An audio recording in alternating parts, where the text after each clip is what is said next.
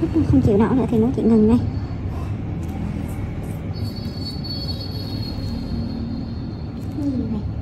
Điều đó chị làm kỹ cho anh thôi đấy rồi. Nhưng mà cảm thấy không chịu được thì thôi, ngưng ra, chị ngưng ra. Không biết sao rồi.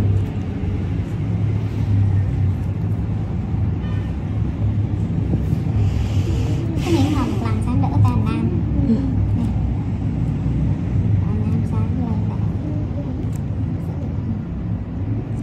Chương trình các bé học nặng thì cỡ nửa năm sau, 2-3-4 tháng sau.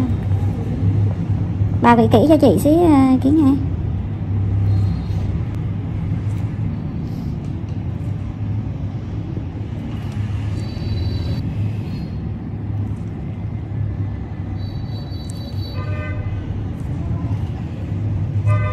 Cái gì hả, dễ sợ không? Ngủ xí xí mà già. Cho nên hắn không có đãi lên được. Chứ ví dụ như mấy cái đầu đen có hẳn sẽ khô lại nó đãi con rất ra. Còn như sao á, chị cứ rưới động chờ họ tử rồi. Chờ nó viên ra nha.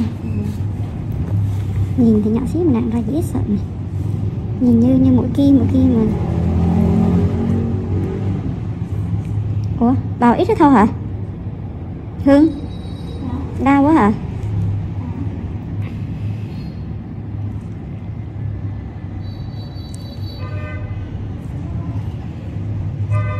Cái gì hả, dễ sợ không? Ngủ xí xí mà già. Cho nên hắn không có đãi lên được. Chứ ví dụ như mấy cái đầu đen có hẳn sẽ khô lại nó đãi con rất ra. Còn như sao á, chị cứ rưới động chờ họ tử rồi. Chờ nó viên ra nha. Nhìn thì nhỏ xíu mà nặng ra dễ sợ này. Nhìn như mũi kim mà. Ủa, bào ít thôi hả? Hương? Đau quá hả? Bào mấy cái chính thôi hả? Để em bày bào nãy đó, sao rồi đó? Ủa? Đó thì chập đi bài tiếp cho. Dưới. Bào máu nhiều không? Bào thêm cho chị đi.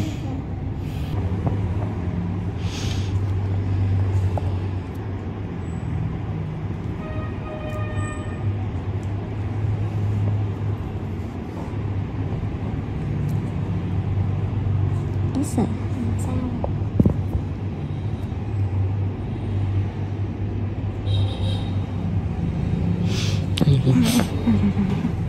Để chị nhẹ lại xem.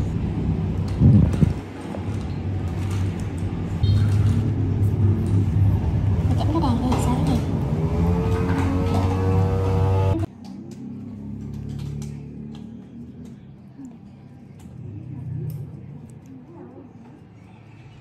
Cái túi à? Túi là nó đây rồi.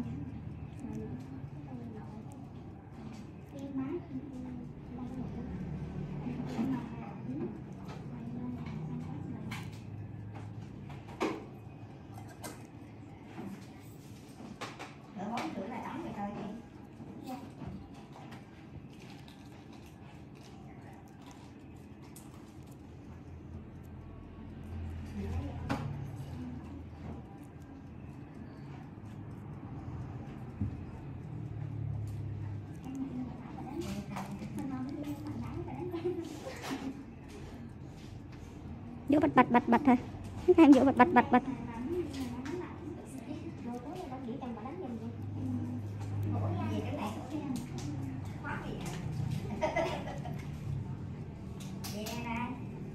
Cho chị khách kế một cái dạ.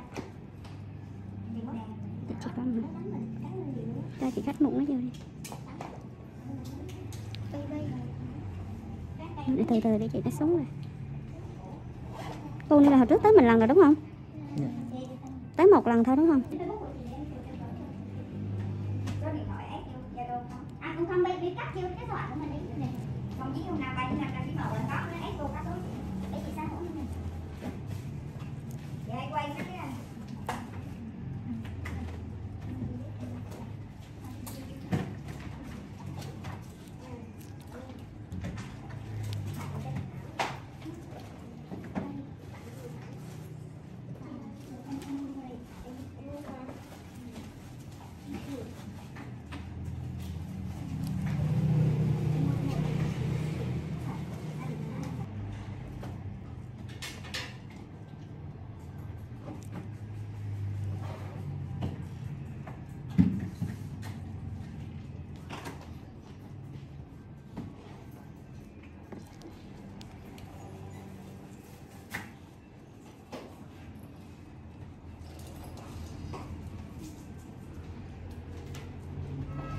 Cô làm xong về thấy đỡ không? Dạ được. Các bạn muốn giới thiệu giùm chị nha. Dạ. Các bạn mua nhiều một tí giới thiệu giùm cho chị. Khi làm xong về đỡ là sau nếu mọc ít là lo đi chăm sóc da đi nha cha. Để giữ cái da cho không hư da.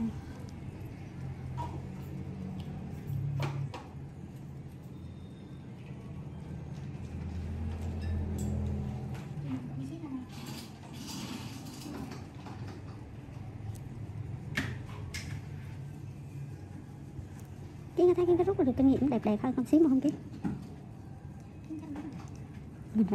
Mình quay mình rút kinh nghiệm ra mình để nó đẹp hơn xíu.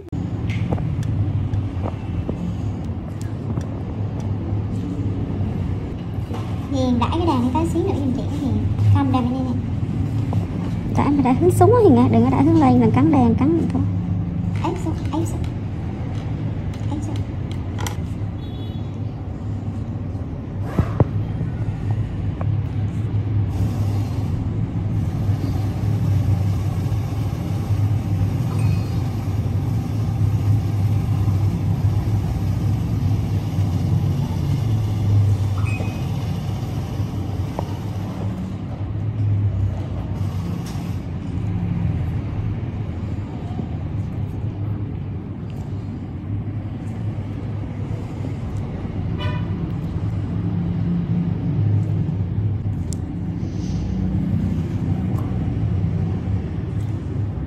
Hiền được cái em lấy bằng tay em dán cái mặt đàn hướng vô trong mắt chị cái Hiền. Chị chẳng thấy được.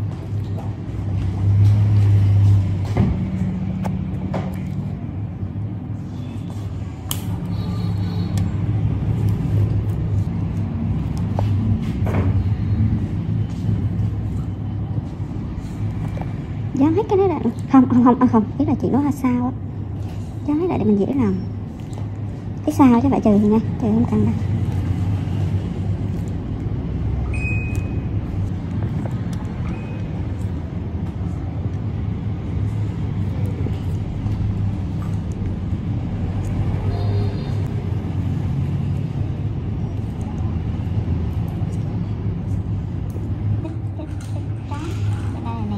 Lâu quá rồi. Ở đây nó để bữa sau qua làm thì công nó dài quá rồi.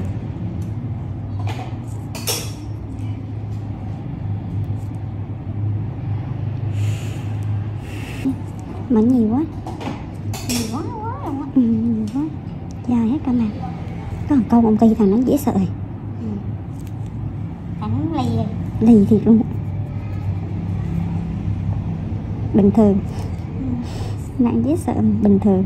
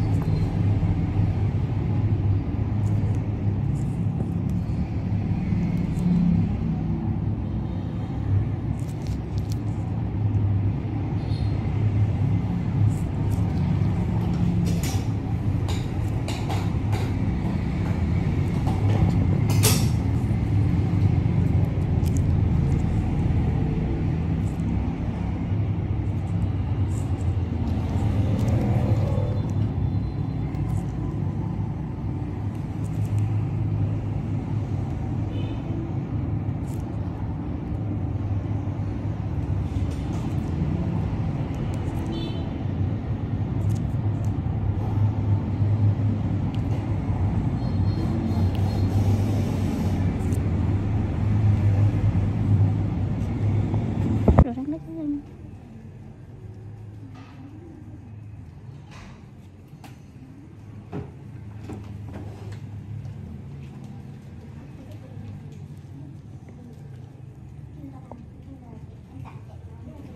Ai giới thiệu em tới là chị đây? Dạ, anh họ ở trong đây. Anh họ ở gần đây à? Nhà em ở gần đây à? Dạ, ở chỗ Trần Cao Văn ở gần trường Liên Thiện Cấm. À, biết gì.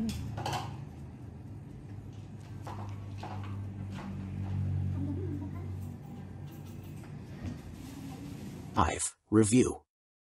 Basically a stripped-down Honda GL 1500 Gold Wing, with lower gearing and 6 carbs, the Honda F6C Valkyrie is actually reasonably good fun to ride, and some might say it's best made motorcycle in America. The Honda Rune 1800 looks like some kind of Dan Dare spacecraft, mental. Ride quality and brakes. Here, the Honda F6C Valkyrie surprises many riders. So long as there's plenty of advanced planning, the motorcycle can be made to go around a corner fairly fast, for a cruiser, and still offers a luxurious ride on motorways. The Honda Rune 1800 is more ponderous, but then you'd want to travel slowly so people could stare for longer. The Honda Valkyrie's big problem for many cruiser riders is that it just isn't a V-twin. Instead, a burbling flat 6 Honda GL 1500 Gold Wing motor seems to sanitized for most, too damn quiet.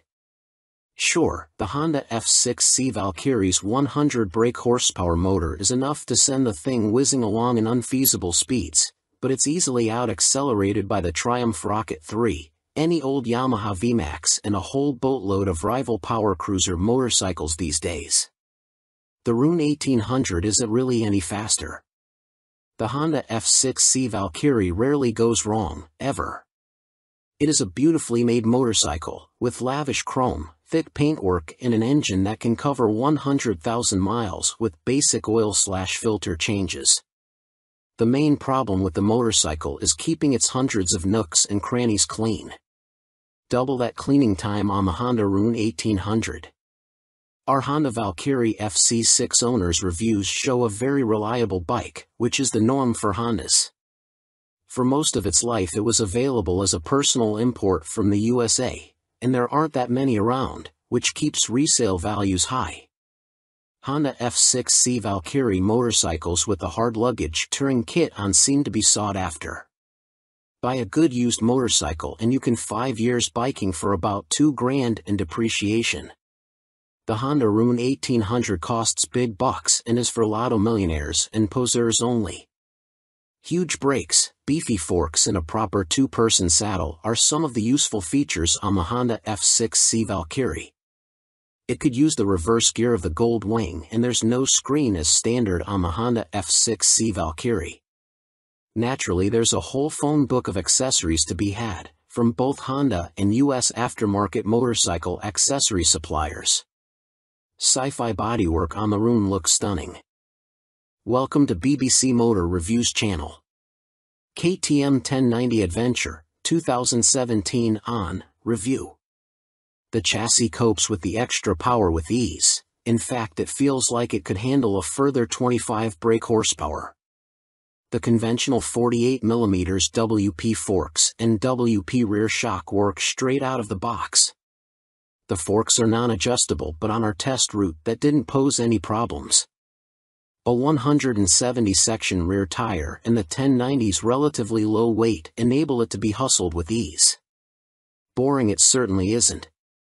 Unfortunately, we had less than ideal conditions to test the new 1090, but wet riding did highlight the bike's rider friendliness and near-perfect fueling at low speeds. There are 3 riding modes: Sport, Street, and Rain, with an optional off-road setting. Each mode changes the engine characteristics and level of traction control intervention.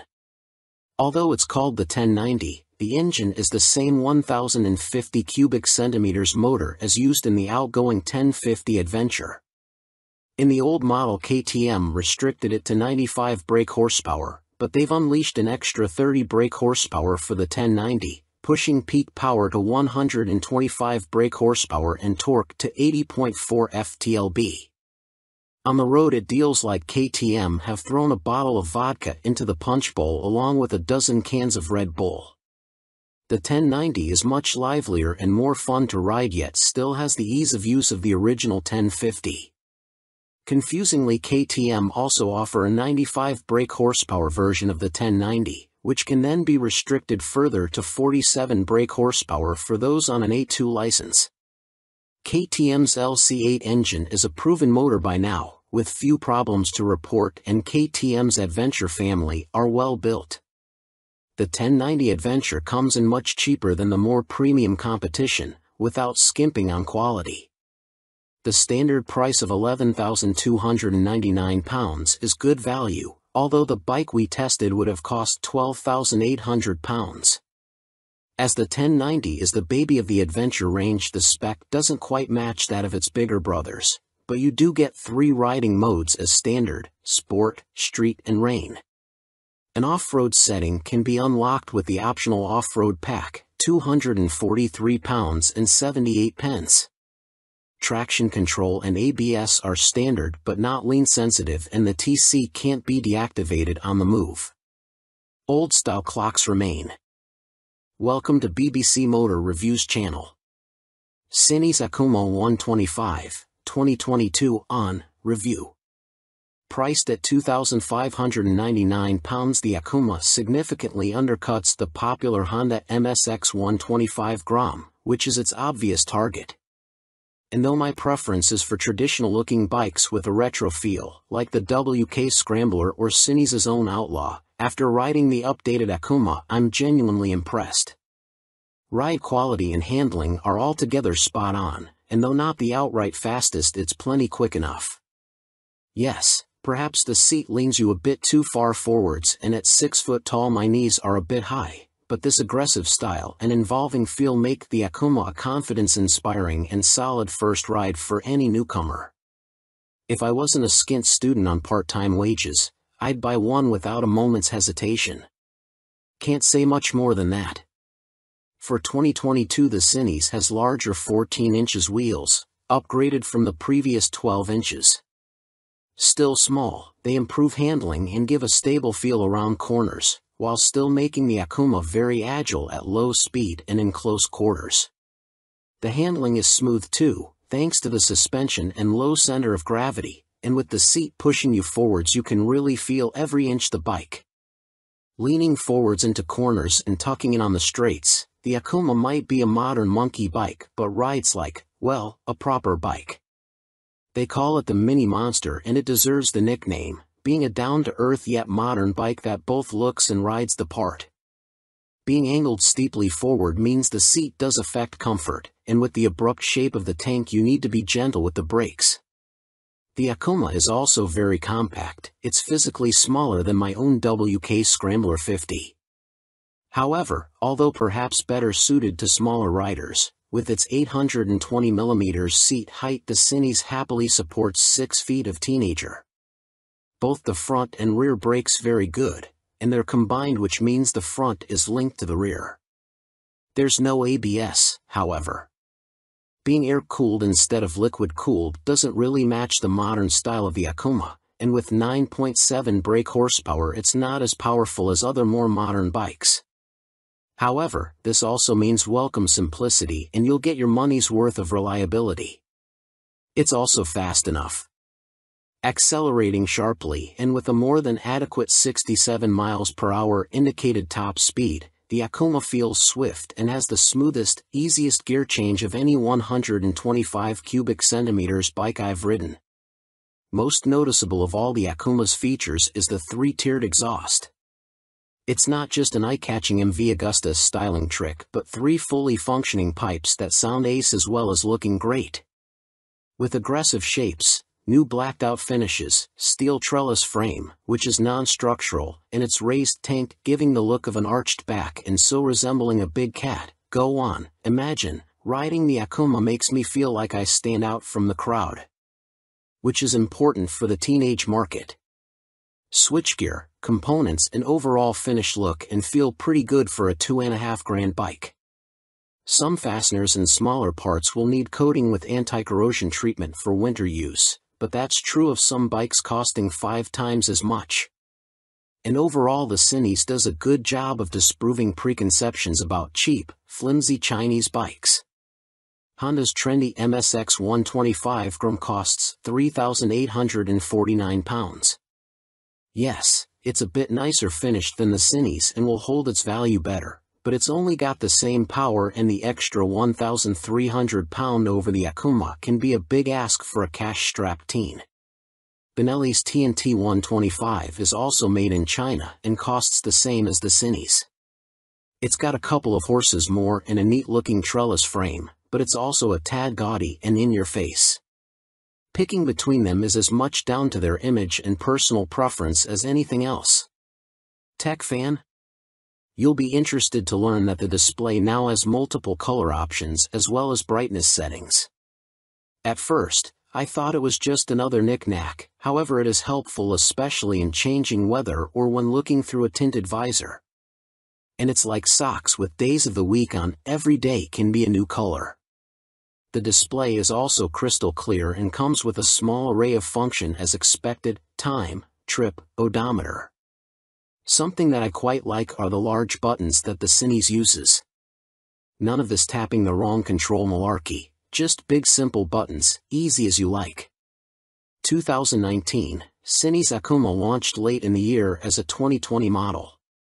Modern monkey bike with air-cooled 4-stroke single and 12-inch wheels. 2022, upgraded with larger wheels, jazzy new clocks, plus more refined styling and colors. Replacing the stock bike's KYB suspension, the SP features Gen 2 Öhlins semi-active suspension, NIX30 SV forks and a TTX36 SV shock, which automatically controls the damping levels while leaving spring preload manually adjustable. Featuring spool valves rather than traditional needles valves, which Öhlins claim deliver faster adjustment and a more accurate responsiveness at the low and high ends of the adjustment range, the SP suspension can be set in one of 3 semi-active damping modes, A1, A2 or A3, or one of 3 manual setting, M1, M1 or M3, which remove the semi-active function and allow fixed damping settings to be selected via the dash. An incredibly impressive system, the semi-active suspension responds to undulations in the road surface instantly, smoothing them out and making the SP feel like it is gliding over the bumps. Harsh ones still give you a kick, but unlike on a conventional system, the semi-active damping instantly recovers and keeps the MT nicely composed, a feature that reduces its tendency to shake its head when exiting bends under hard acceleration. On the UK's roads, A2 is the best option for bumpy B roads where A1 suits fast, smoother road better, and A3 is more for straight line cruising, as when the pace ups it feels a bit soft at the rear end. And the SP's brakes are better too. Fitting braided steel lines can make a bike's brakes feel horribly dead at the lever as they lack rubber lines comforting initial squish. However, on the SP there is still enough feel to allow you to apply small amounts of pressure accurately via the new Brembo Radial Master cylinder. They don't scream race bike and aren't as fierce in their bite as some rivals' setups, but are fine for use on the road, and it is great to see the SP and stock MT now featuring cornering ABS thanks to the addition of an IMU in this latest generation. Good and bad news with the new Euro 5 compliant engine.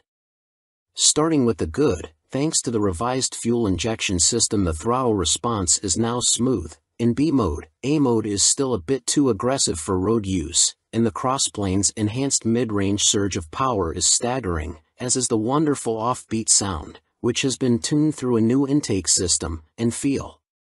But despite lengthening its gearing, the MT remains a noticeably thirsty bike and recorded 41 miles per gallon on our test ride, which is what Yamaha claim, but still equates to a range of just 155 miles until the 17-liter tank is empty.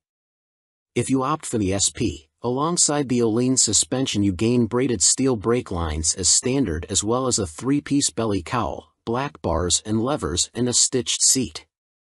Unlike the stock bike, which comes in 3 color options, cyan, blue and black, the SP is only available in Icon Performance, and it also features a polished metal finish on its swing arm where the stock bike has a black painted one. Everything else, including the engine and electronics package, is identical between the 2 MT10 models, which is good news for MT10 owners but a bit disappointing for SP owners who may feel like they deserve something extra to brag about aside from suspension. Which brings up the question of price. The MT10 SP costs £2,500 more than the stock MT10 at £16,000, which is tantalizingly close, especially when you look at a finance package.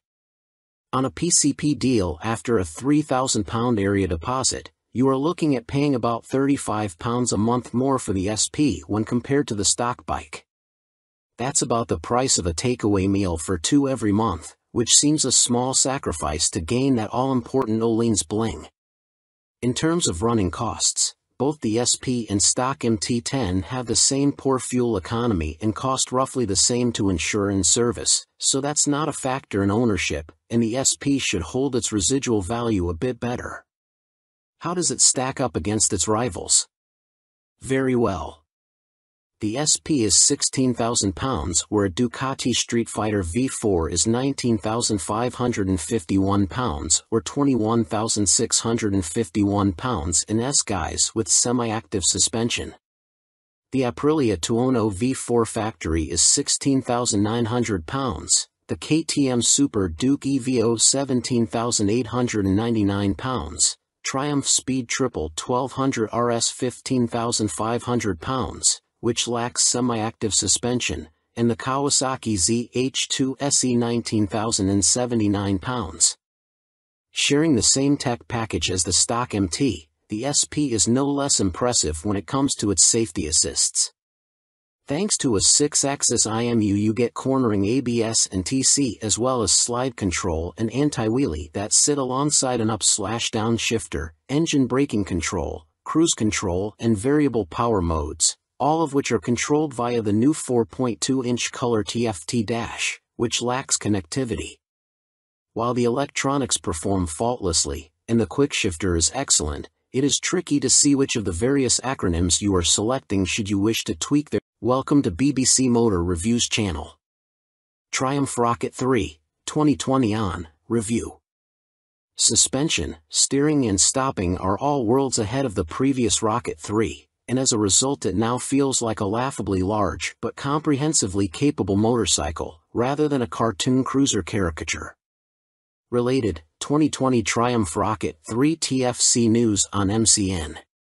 First impressions might be dominated by the Rocket's vast proportions and the curiosity factor of cramming a motor larger than a typical family car between two wheels, but after a day spent studying the quality details, experiencing the meticulously managed power and appreciating the enormous improvements in refinement, you walk away feeling thoroughly impressed.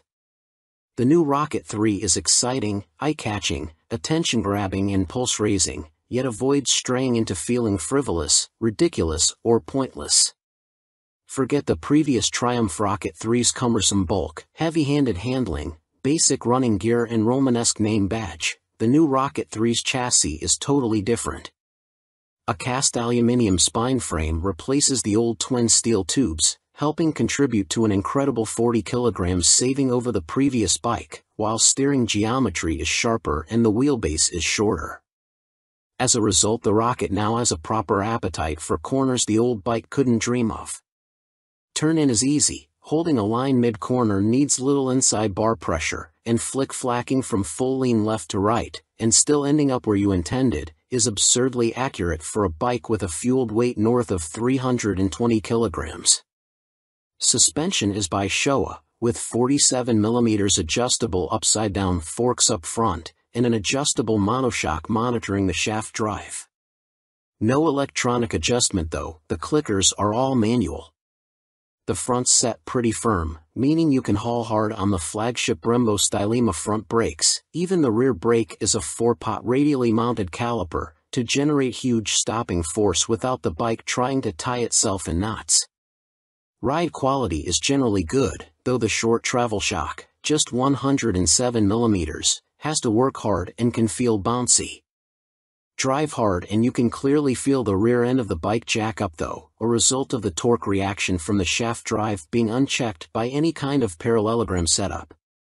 The Rocket 3 comes in two flavors, Roadster R and Touring GT, with the main difference being riding position. The R has a higher seat, mid-set foot pegs and narrower bars, giving a more aggressive Street Fighter stance, while the GT's lower seat, feet-forward controls and wider, higher bars give a relaxed, cruiser feel. Everything is transferable between the bikes, meaning you can create whatever kind of muscle power touring cruiser you like.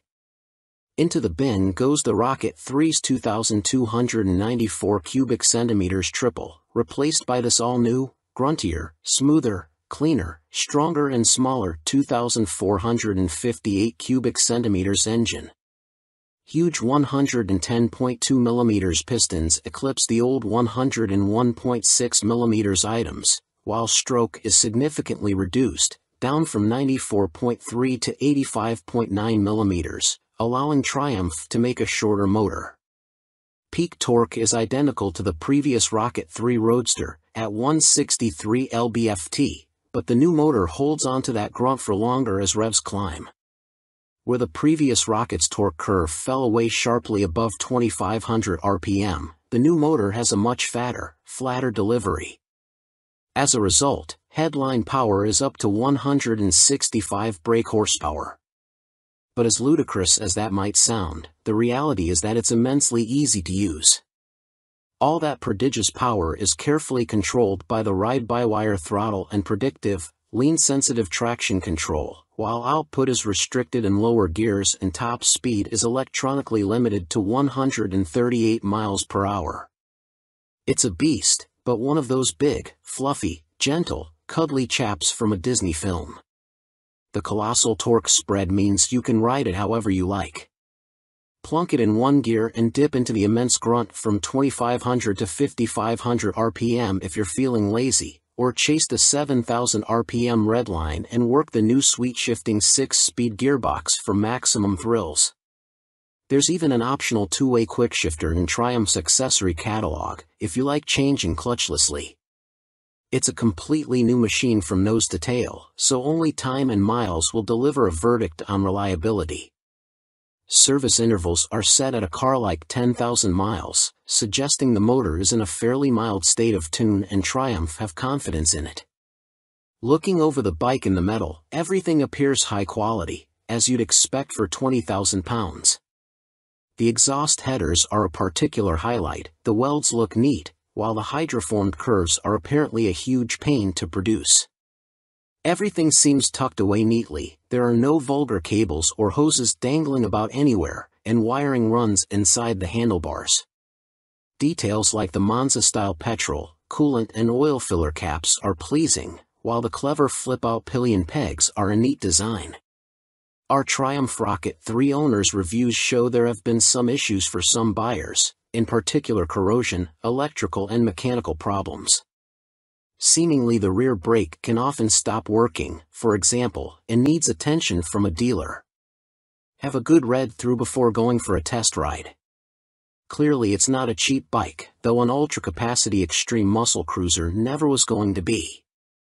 The Rocket 3R is 19,500 pounds on the road, that includes almost all the gadgets, apart from the two-way quickshifter and the heated grips.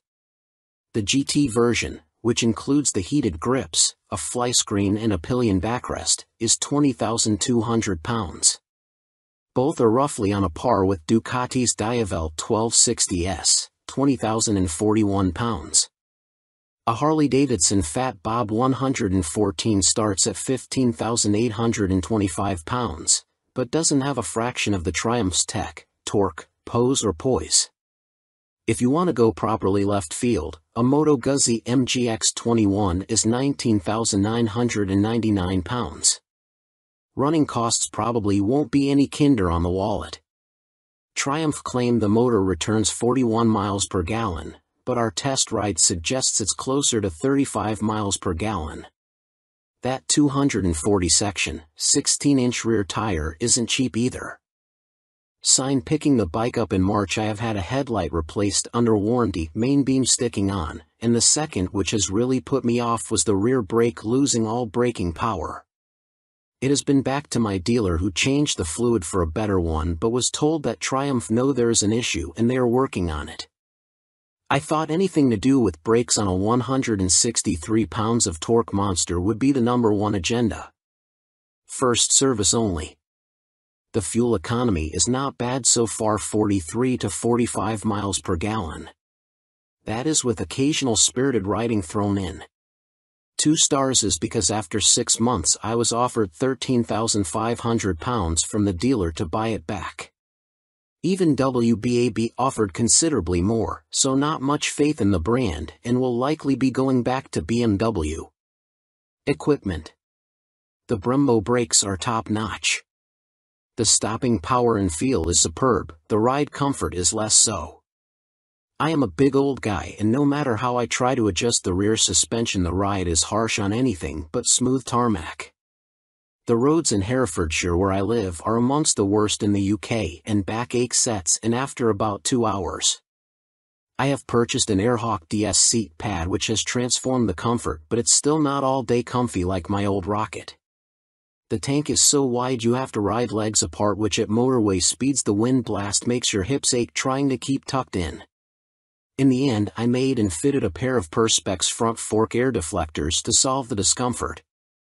I didn't go for the quick shifter or the navigation package as for me they don't offer much in the way of the overall riding experience.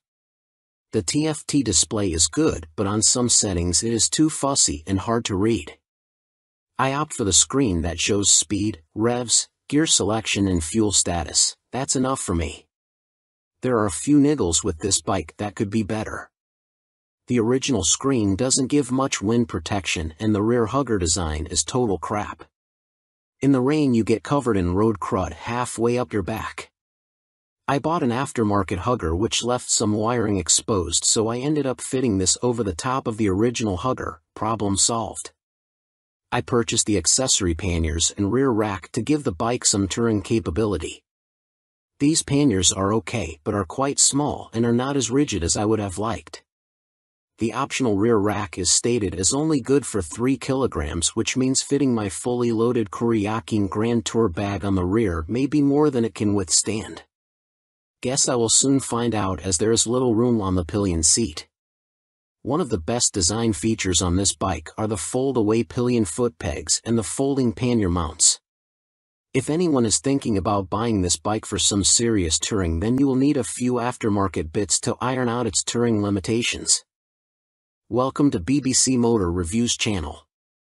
Yamaha Fazer 600, 1998 to 2004, Review and Used Buying Guide.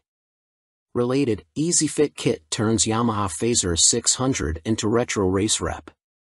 In fact, since Yamaha stopped the FZS 600 Fazer's production in 2003, it has taken them until the launch of the Tracer 700 to replicate the Fazer's magic formula. However, in 1999 the Yamaha Fazer 600 was the best-selling bike in its class, and by 2002 the firm had sold over 83,000 units. There's a reason the Yamaha Fazer has such a strong following. As soon as its wheels start to turn you are right at home. It is ease personified and most of this warm feeling comes from the wonderful motor. With the Fazer, Yamaha got the basics right and that's what makes it such a great bike. The tank range is long, the seat comfortable, the fairing effective, the brake sharp and the motor strong in the mid-range and extremely reliable. The suspension may be a bit baggy, but if that's the Yamaha Fazer's only real fault 22 years after it was launched then that's not bad going. Useful Yamaha Fazer 600 specialists include www.foc-u.co.uk and yamahaclub.com. Read on for our full used buying guide. Ride quality and brakes. Launch impressions. When you push the Yamaha Fazer 600 to the limit, which is easy with those blue dot or 1 brakes up front, it dives a little bit and loads up the front end. It waggles a bit, but the handling is generally confidence-inspiring and if you take it steady you could ride to Budapest on a Yamaha FZS 600 Fazer and feel no severe aches or pains. Yamaha Fazer 600, what does it ride like now? With limited suspension adjustment, post-2000 models have variable damping in their forks. The Yamaha Fazer is a bit wobbly in the corners and the Sumitomo calipers shared with the R1 quickly overwhelm the forks when you brake hard. But where on some bikes this is an annoyance, on the Fazer it makes you giggle and adds to the amusement factor.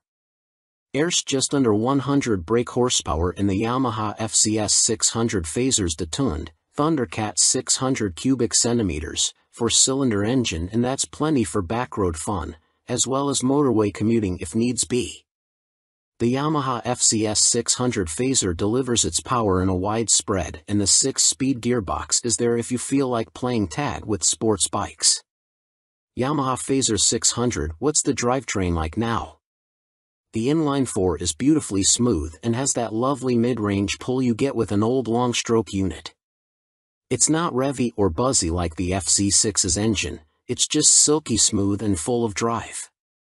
The gearbox may be showing its age, the linkage is notoriously sloppy when worn, but it clunks into gear with a reassuringly solid feel, and the bike is more than happy to break the national speed limit when asked. The Yamaha Phaser is a fairly well-made motorcycle, and except for the black painted downpipes rotting away, or the brake calipers seizing up, the Yamaha Phaser doesn't suffer big problems. It can rack up very high miles with regular servicing. Apart from its thirst for fuel, it would make a great dispatcher's motorcycle. Yamaha Phaser 600 reliability.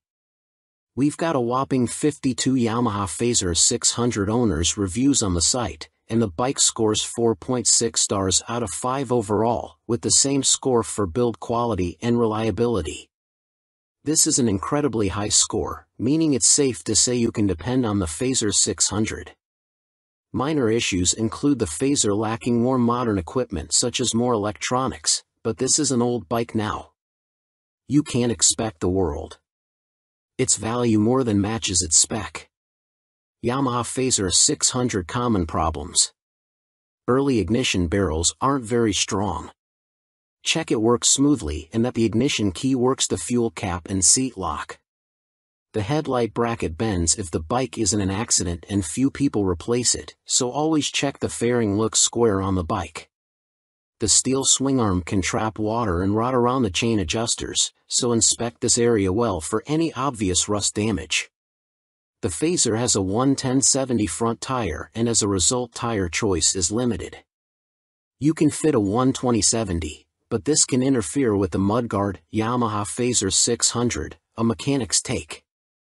By Chris Spinks, Chief Instructor, Metropolis Training School. The key factor when buying a used FCS 600 Phaser is seeing if it goes into second gear. First gear on the Phaser is quite short, and the jump to second puts a lot of strain on the gearbox. This can cause the second gear selector fork to bend, and that leads to a really stiff change and eventually a broken gearbox. On a cheap bike such as a used Phaser, that can write the bike off as replacing it is not economically viable, as a complete gasket kit costs £500. That said, when I destroyed my Phaser's gearbox on a track day, I bought a new motor for £400, and swapping them over was fairly simple. The sprocket retaining nut is a classic Phaser fault and well documented. The nut comes loose, the sprocket slides off the shaft and then sits on the threaded part of the output shaft. People think the clutch has gone and rev the motor, which causes the sprocket to strip all the threads off the shaft. You can slide the sprocket back on and spot weld it in place, but you need to be careful not to overheat the seals. As long as you fit the nut correctly using the locking washer, you should be fine, although Yamaha did release a deeper threaded nut and this sorts the issue. The lights on the Phaser are poor, but on the 1998 9 model the bulb vibrates and creates a white powder that fills up the lenses. This is impossible to remove and makes the light even worse. Some owners change the lume to convert the Phaser to twin headlights, which is very easy, but you need to tilt the main beam down or it will fail an MOT. After 15,000 miles the shock will be duff. I'd recommend getting the forks rebuilt and buying an aftermarket shock. Don't be tempted to go for stiff fork springs. I've found softer ones works better. When it comes to the finish, the paint likes to flake off from the engine's fins, so don't jet wash the engine, and check the downpipes. The motor is totally bulletproof, but the cam chain tensioner can need changing and it is a nightmare to get to. At the end of the day, a well-looked-after Phaser is a brilliant buy and totally reliable. At the training school we would see them cover over 65,000 trouble-free miles with only oil changes. Extrema Makeover, Aprilia put the RS660 on a diet for a limited edition focused model. Alongside the surprise launch of their 2023 BX450, Bimota have shed more light on supercharged Tessie Tourer currently in development. Now officially called the Terra, we first caught glimpse of the bike as a basic design sketch at the 2021 EICMA show, with a spokesperson for the Rimini firm later confirming to MCN that it would be powered by the 4-cylinder motor found in Kawasaki's Ninja H2 SX range. Never before have Bimota been present in this market segment, Bimota COO, Pierluigi Marconi, said in a statement. No one has this much fun and function in one package. The Terra is an attention grabber that will act like a halo for Bimota by attracting further consumer attention to our impressive vehicle lineup, he continued. Although details remain scarce, Bimota have gone into some depth on the new steering system, which sits diagonally between a front subframe and the front wheel. There are no front forks like a conventional motorcycle, which should aid front-end stability and the ability to trail brake into a corner. This is because braking forces are kept away from the front suspension, leaving it free to deal with bumps in the road. These systems can reduce front-end feel though. Until now, Tessies were only made for the sports segment, Marconi told MCN at EICMA 2021, we'd like to put the Tessie name to adventurers, tourers, and bikes like that. Our philosophy is to have 2 lines of bikes, he added. One is the Tessie line and one is for more traditional models. We like to follow the 2 concepts, because although a Tessie chassis has a lot of advantages, for some riders it is still too much of a novelty. Alongside the funny front end, Bimota have also confirmed that the Terra will receive semi-active suspension developed in partnership with Marzocchi. The ride height can also be adjusted either manually or electronically by 30 mm. Also expect to find 5-spoke forged alloy wheels too, which should help to keep unsprung mass down. It went from first sketch to full-size model in few months using computer-aided design, Marconi continued. You ride some bikes because you have to, but you ride these Bimota because you want to. Terra will appeal to enthusiasts of all ages because the design draws you in, and the performance keeps you there. Superior performance, BROF Step Up Aston Martin partnership with more powerful AMB 001 Pro.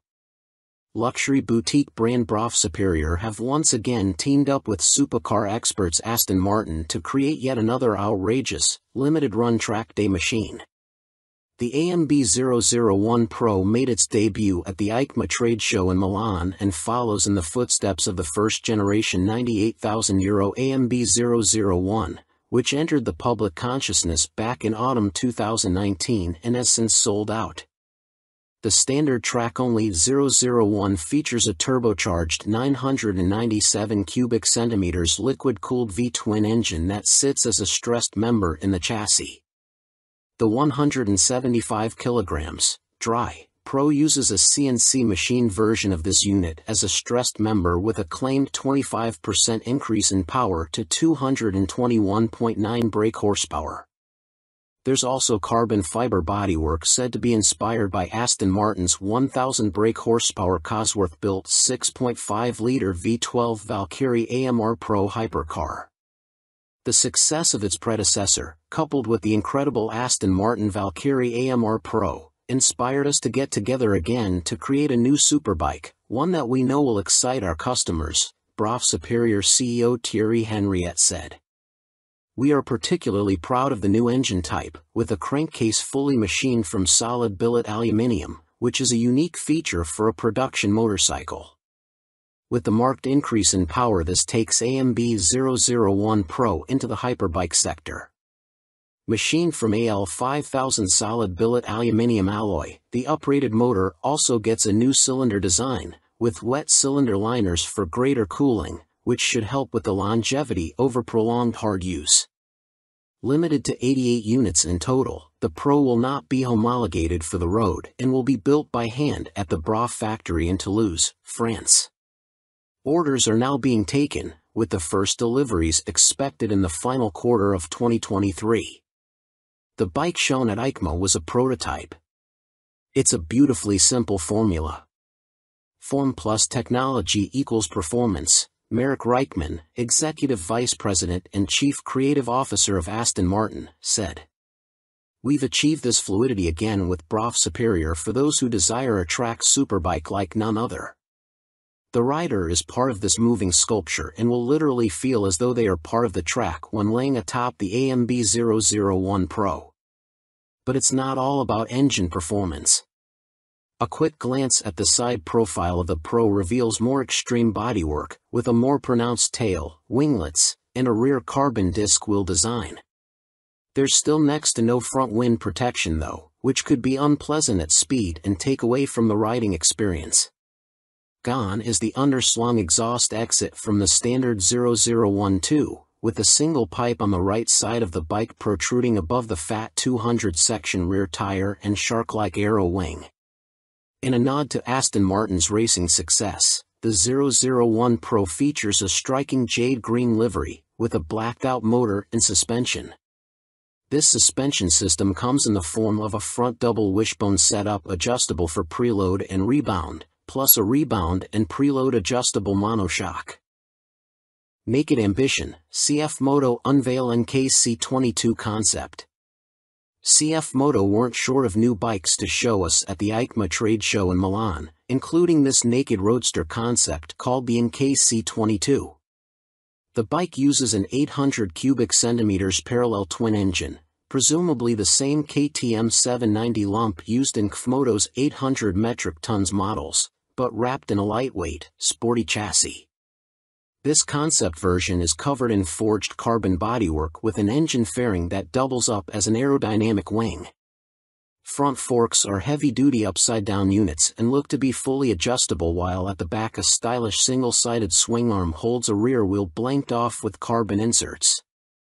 CF Moto reside at the economical end of the motorcycle market, and so even this concept version gets J.1 brakes rather than the full Brembos used on last year's track-focused SRC21 concept. Twin SC Project exhausts complete the aggressive, sporty look and would, from the looks of them, far exceed UK homologation noise limits, so expect something more sensible on the finished bike. The M button on the left switchgear and the word Street on the bottom of the TFT dash display suggest that a selection of rider modes is available with up and down buttons for cruise control also included. And the telltale phone symbol elsewhere on the screen means there's smartphone connectivity, too. CF Moto reside at the economical end of the motorcycle market, and so even this concept version gets J.1 brakes rather than the full Brembos used on last year's track-focused SRC21 concept. Twin SC Project exhausts complete the aggressive, sporty look and would, from the looks of them, far exceed UK homologation noise limits, so expect something more sensible on the finished bike. The M button on the left switchgear and the word Street on the bottom of the TFT dash display suggest that a selection of rider modes is available with up and down buttons for cruise control also included. And the telltale phone symbol elsewhere on the screen means there's smartphone connectivity, too. Naked Ambition, CF Moto unveil NKC22 concept. CF Moto weren't short of new bikes to show us at the EICMA trade show in Milan, including this naked roadster concept called the NKC22. The bike uses an 800 cubic centimeters parallel twin engine, presumably the same KTM 790 lump used in KFMoto's 800 metric tons models, but wrapped in a lightweight, sporty chassis. This concept version is covered in forged carbon bodywork with an engine fairing that doubles up as an aerodynamic wing. Front forks are heavy-duty upside-down units and look to be fully adjustable, while at the back a stylish single-sided swing arm holds a rear wheel blanked off with carbon inserts. CF Moto reside at the economical end of the motorcycle market, and so even this concept version gets J.1 brakes rather than the full Brembos used on last year's track-focused SRC21 concept. Twin SC Project exhausts complete the aggressive, sporty look and would, from the looks of them, far exceed UK homologation noise limits, so expect something more sensible on the finished bike. The M button on the left switchgear and the word Street on the bottom of the TFT dash display suggest that a selection of rider modes is available with up and down buttons for cruise control also included. And the telltale phone symbol elsewhere on the screen means there's smartphone connectivity, too.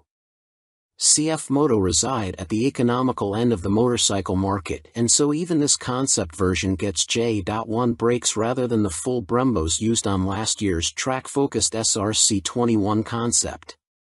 Twin SC Project exhausts complete the aggressive, sporty look and would, from the looks of them, far exceed UK homologation noise limits, so expect something more sensible on the finished bike. The M button on the left switchgear and the word Street on the bottom of the TFT dash display suggest that a selection of rider modes is available with up and down buttons for cruise control also included. And the telltale phone symbol elsewhere on the screen means there's smartphone connectivity, too. Fantic released their first twin, the Caballero 700 Scrambler. Fantic has revealed their first modern-era twin-cylinder machine with a 700 cubic centimeters Scrambler joining their Caballero range. Fantic are making the most of their partnership with Yamaha, announced at the beginning of 2021, as the bike uses the 689 cubic centimeters, liquid-cooled Euro 5 engine seen in the MT-07, Tenere 700 and R7. There has been no retuning of the CP2 twin either, as Fantic claim the Caballero will hit the showrooms in April next year, boasting 75 brake horsepower and around 50 lb.ft of torque, identical to the R7 and considerably more than the 40 brake horsepower and 31 lb.ft of torque of the Caballero 500 Scrambler. Elsewhere, the 700 sports the same 19 inches front and 17 inches rear, aluminium, spoked wheels as its small-capacity sibling. The engine sits in a single backbone-style frame made from CRMO steel attached to an aluminium swing arm, giving it a wheelbase of 1,460 mm, 35 mm longer than the 500 version. One of the most immediately obvious differences between the two capacity scramblers is the exhaust system. The new 2-into-1-into-2 setup runs under the engine, over the swing arm to exit in roughly the same position. Both machines have a seat height of around 830 mm. Connecting frame to wheel will be a 45 mm upside-down fork made by VRM Marzocchi. The Italian manufacturer also supplies the rear monoshock with preload adjustment. Brembo is the manufacturer of choice for the calipers, with a 4-piston unit gripping the 330 mm front disc and a 2-piston, 245 mm setup on the rear. In another first for Fantic, cornering ABS will be standard on the 700. The system will sense the bike's lean angle and fine-tune the braking response accordingly. Traction control also makes its debut to the Fantic lineup, with both rider aids and 3 rider modes, road, off-road and custom, manipulated via a 3.5 inches TFT display with Bluetooth connectivity. A 14-liter fuel tank may be a little on the small side, although the claimed 180 kilograms curb weight should prove competitive when it comes to commuting or a bit of backlane scratching. An expected price tag of around £9,000 may put some off, although stylish looks, proven engine and handling potential could tempt many. Stuart Prestige. By Stuart Prestige. All-weather rider with a penchant for long tours and hours in the saddle. You may also like. Honda released £30,000 limited edition McGuinness 100th TT Star Replica Fireblade SP. Who do you think you are, John McGuinness? Well, now you really can live out your TT fantasies, as Honda reveal they will build 30 examples of this CBR 1000RR Fireblade SP John McGuinness 100th TT Start Replica Edition in celebration of the road racing legend's phenomenal accomplishments on the island. The headline visual difference from the stock bike is the bold replica of the paint job John raced with for his 100th TT Start. But this is more than just a replica paint job, there's a whole host of other upgrades to add to the exclusivity. The stars align for me to be back on a Honda Fireblade for my 100th TT Start, says McGuinness. It's an awesome bike and has meant so much to me over my career. I'm proud of my connection with its place in TT history and of this, my replica. John McGuinness is the second most successful TT racer of all time, next to the late, great Joey Dunlop, and while revered as road racing legend, he has also had an exceptional short-circuit career, having raced in 24-hour world endurance races like the Bol d'Or and Le Mans, 500 cubic centimeters GPs, and the Daytona 200. He's a former British 250 cubic centimeters champion, has ridden in World Supersport and finished third in the 2009 British Superstock Championship. Making his TT debut in 1996, he won the Best Newcomer title in the 250 cubic centimeters class. 3 years later, he took his first win, the 250 cubic centimeters lightweight TT. Over the ensuing 2 decades, 1999 to 2019, he has accumulated an incredible 47 podiums and 23 TT wins, as well as being the first to break the 130 miles per hour lap barrier on a Honda Fireblade, no less. So, what do you get for your 30,000 pounds? In addition to the already high spec of the CBR 1000RR Fireblade SP which underpins the replica, the limited edition blade gets a full replica paint job incorporating gold detailing and a film strip showing all of John's TT starts on Hondas. Unsurprisingly, this is where it deviates from his actual race bike, which also pictured his TTs on other manufacturers' bikes, and 100th Start sponsor logos. There are gold wheel stripes, an individually numbered plaque on the headstock, genuine Honda carbon fiber front mudguard and carbon rear hugger, or rear seat cowl and tall screen, and Metzeler Racetech RR tires. On startup there's a Ring of Fire screen animation as the display loads, and 30th anniversary logos on the smart key and laser engraved on the Akrapovic muffler, marking the machine's special place in Honda history. And to cap it all, there's John's signature on the airbox cover. Honda are even offering the opportunity for a personal handover from John McGuinness MBE himself, at Honda Racing UK in Louth. If that's not enough, you'll also get a custom Fireblade garage mat, genuine Honda accessories indoor bike cover, 3D laser engraved crystal featuring a design of the John McGuinness 100th Start replica. All inquiries and orders for the John McGuinness CBR 1000RR Fireblade SP 100th Start replica are to be via the Honda dealer network, and if you want to see one in the flesh, it will be on display on the Honda stand throughout Motorcycle Live at the NEC from November 19th to 27th. Fantic released their first twin, the Caballero 700 Scrambler. Fantic has revealed their first modern-era twin-cylinder machine with a 700 cubic centimeters Scrambler joining their Caballero range. Fantic are making the most of their partnership with Yamaha, announced at the beginning of 2021, as the bike uses the 689 cubic centimeters, liquid-cooled Euro 5 engine seen in the MT-07, Tenere 700 and R7. There has been no retuning of the CP2 twin either, as Fantic claim the Caballero will hit the showrooms in April next year, boasting 75 brake horsepower and around 50 lb-ft of torque, identical to the R7 and considerably more than the 40 brake horsepower and 31 lb-ft of torque of the Caballero 500 Scrambler. Elsewhere the 700 sports the same 19 inches front and 17 inches rear, aluminium, spoked wheels as its small-capacity sibling. The engine sits in a single backbone-style frame made from CRMO steel attached to an aluminium swing arm, giving it a wheelbase of 1,460 mm, 35 mm longer than the 500 version. One of the most immediately obvious differences between the two capacity scramblers is the exhaust system. The new 2-into-1-into-2 setup runs under the engine, over the swing arm to exit in roughly the same position. Both machines have a seat height of around 830 mm.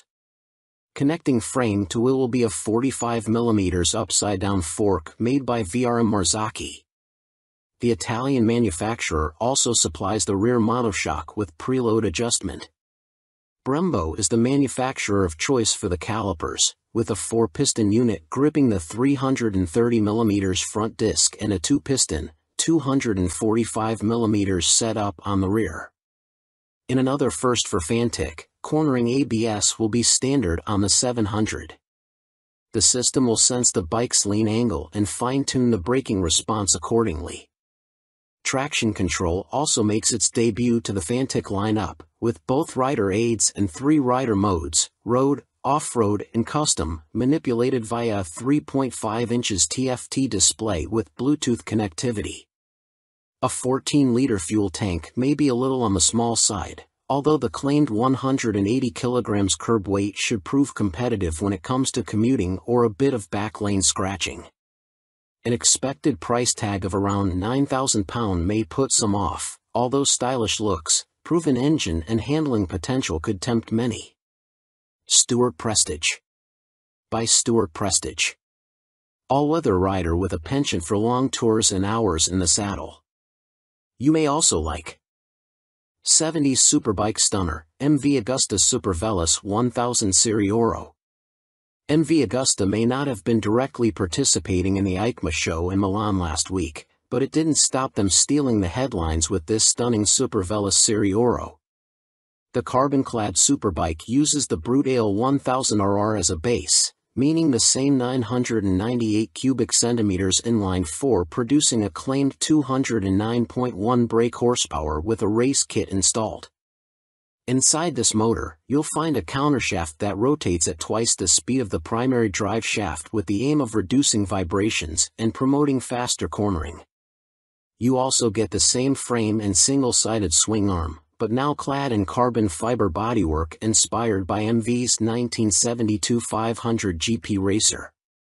Sitting alongside the smaller, 3-cylinder Super Veloce 800, the Serie Oro is planned to hit dealers in the middle of next year at a price of approximately £50,000.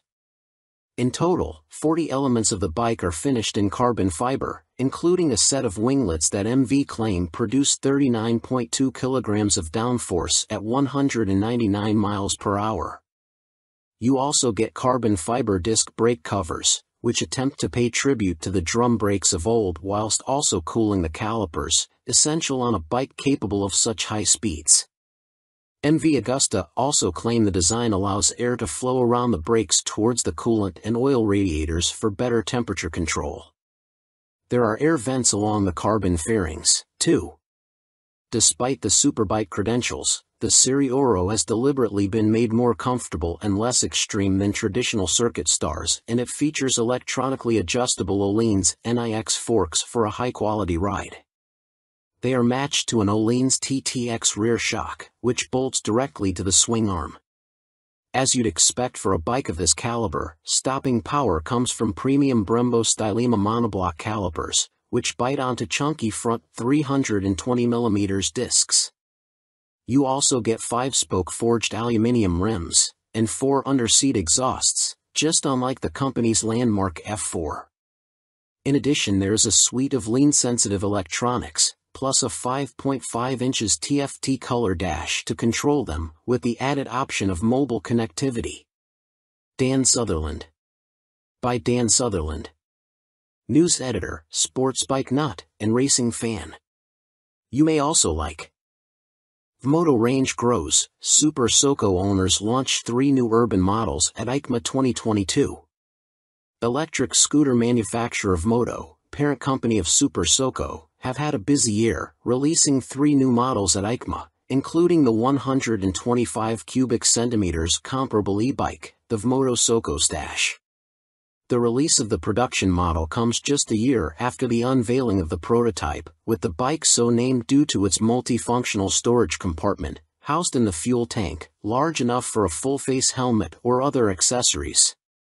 At its heart is an electric motor producing an average 8 kilowatts with a peak of 15 kilowatts. This propels the Vmoto Stash to a top speed of 75 miles per hour when the boost is deployed. 68 miles per hour is on tap without the boost. A 72V removable battery provides the juice and can be charged using a fast charger in a conventional 3-pin plug in 3.5 hours. Charging without the fast charger will take between 5 and 6 hours. No range specifications have been released, but expect it to have the same 30-mile capacity of the Super Soco TS Street Hunter, which has the same top speed capability. A newly designed swing arm pivots off a solid, lightweight frame, driving a 17-inch rear wheel. A 17-incher is also fitted on the front, and ABS disc braking is standard. A relatively tall seat height of 830 millimeters awaits the rider, and the Stash has a curb weight of 143 kilograms. The company also unveiled their first dirt bike-style machine, which weighs in at just 84 kilograms. The machine comes in two models, the Vmoto On-R, which comes with road tires, or the OFFR, which is equipped with knoblet tires. The On-R/OFFR can be set up in either L1 configuration, comparable to a 50 cubic centimeters machine, or L3, which mimics a 125 cubic centimeters. In the L3 iteration, the bike can reach speeds topping 50 miles per hour, while the L1 configuration limits the top end to just under 30 miles per hour. Vmoto claim a range of up to 90 miles with recharge times taking 2 hours for the L1 configuration and 3 hours for the speedier L3. A die-cast aluminium frame cradles the 8 kilowatts motor, producing a claimed 190 feet per pound of instant torque. A swing arm with a single rear damper secures the belt-driven, rear-spoked wheel. No retail price has been provided. The Vmoto Soco F01 scooter is, technically speaking, not a new bike, as it was available as part of a commercial fleet, but now will be available to the general public, the company also announced at EICMA. The urban commuter will, like the On/OFFR models, will be available as an L1 or L3 configuration. A 2 kilowatts or 4 kilowatts, L1 and L3, motor will get the rider up to a maximum speed of 27 miles per hour for the L1 and 45 miles per hour for the L3 model. Vmoto claim a range of between 50 and 60 miles dependent upon the setup and riding style. The charging time of the removable battery is 3.5 hours with a fast charger using a domestic 3-pin plug, or 6 hours without the fast charger. Coming in at 110 kilograms with a seat height of 855 millimeters, the F01 should prove a popular choice for city transportation. The F01 will be available in white, light or dark blue, red and black.